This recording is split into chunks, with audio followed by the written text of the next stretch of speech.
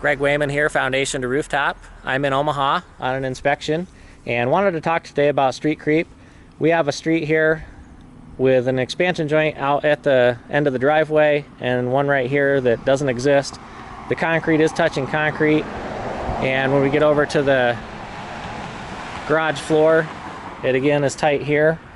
These expansion joints, the one out at the street and the one at the garage floor, are supposed to be a minimum 3/4 inch wide, full depth of the concrete, full width of the driveway, so they don't cause any movement. So when the street expands, it can push the driveway into the garage floor and then pop out the back wall a little bit. So on this one, the driveway has been replaced over the years. So this is probably the second or third driveway on this house from 1920s, and you can see where the brick was damaged a little bit there. When you eye across the brick going straight across here corner to corner, it does line up, so not much to be worried about there. And then you get in the backside, you can see where the wall has been pushed out a little bit. The gaps here in the crack are about 3/8 of an inch, and then you can see right here where this is pushed out, it's about 7/8 of an inch.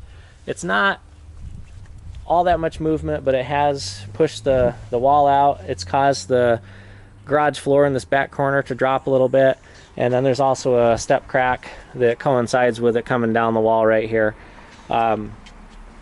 Overall, this movement is very minor. Obviously, street creep works a lot more without a lot more force when it's at the bottom of a street or at a circle and the concrete is a large mass or it's flowing downhill. This is the case where it's very minor. It's something I'm not too overly concerned about, but if the homeowner does want to get it correct, then they can have a licensed flat work concrete contractor get a concrete saw, and basically they saw across the driveway, usually out at the street or about where that sidewalk runs across out here. It'll cost about $800 to $1,000 if you hire it done.